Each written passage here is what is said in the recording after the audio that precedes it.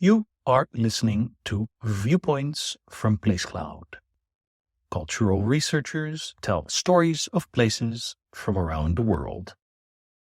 For the full multimedia experience and to support the creators you enjoy, visit placecloud.io. It's 1795, and perhaps you think you've seen everything London has to offer. But somehow you find yourself standing outside number 11 Princes Street, Hanover Square, with 3 shillings in your pocket and an hour or two to spare. Dare to step inside Merlin's mechanical museum, crammed with curious objects designed to please the eye and instruct inquisitive minds. Merlin himself is in residence today, ready to entertain you with his ingenious instruments and mechanical automata. This is really John Joseph Merlin, the eccentric Belgian inventor with a taste for fancy dress. He's been known to appear in costume at fashionable events, as Cupid, the god of love, or Vulcan, the god of fire and metalworking. Sometimes he'll come as a combination of the two, complete with forge and real flames, which he'll use to make arrows, then shoot them at nearby women. On one unfortunate occasion in Soho Square, he came dressed as a barmaid, wearing rollerblades of his own invention and playing a violin. Initially successful, it turned out he had forgotten the brakes, and so propelled himself into a valuable mirror, smashing it and his violin to pieces and wounding himself quite considerably in the process. Let's take a look at some of the exhibits, helpfully described in the museum's guidebook. You admire the self-winding clock that tells the exact time using only one hand, and the tea table, which enables a lady to fill a dozen teacups without using her hands, an ingenious revolving pedal-operated mechanism. Many of the inventions are genuinely life-improving. The Hygean air pump that draws foul air out of ships, hospitals, and bedclothes. Or the Morpheus and Gouty chair, a versatile self-propelled wheelchair that doubles as a bed or desk. Merlin discreetly draws your attention to the guidebook, at the back of which is printed a series of anonymous verses penned by a grateful user, not only suggested by your chair, it says, but written in it. You read the first verse. You who, on fortune's rough highway, which all are doomed to whirl in, for gouty feet would take a seat, apply to Master Merlin. You'll read the rest later. Further into the museum, you find a series of tableaus populated with beautiful automata.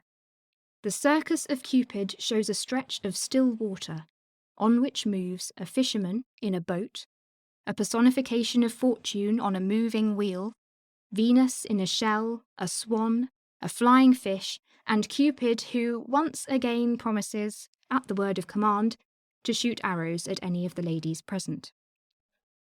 Elsewhere, you see a mechanical ship with all its rigging, made to look as if it's sailing on moving water, and the Temple of Flora, in which are waterfalls and mechanical butterflies that seem to flit from flower to flower.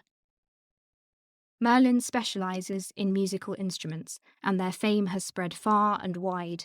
The artist Thomas Gainsborough even painted Merlin's portrait once in exchange for one. Here we see a barrel organ, which plays 12 different tunes by itself, and the vocal harp, resembling a harpsichord, which can be made to sound like violins, cellos, recorders, or an organ. Perhaps before you leave, you'd like to try your hand at Merlin's Cavalcade, an aerial carousel in which the aim is to collect as many rings from the ceiling as possible during your ride. On your way out, rearrange yourself in the reflecting mirror, but don't be surprised if your reflection looks a bit different. Sadly, the museum no longer exists. Merlin himself died on the 8th of May, 1803, having made his final public appearance in Hyde Park in January, driving a horseless carriage powered by a windlass. He seems to have known that the end was near. In the back of the 1803 handbook, he addresses all artists of genius, offering them the chance to come and take drawings and dimensions of his useful inventions for their own profit. One wonders if anyone did.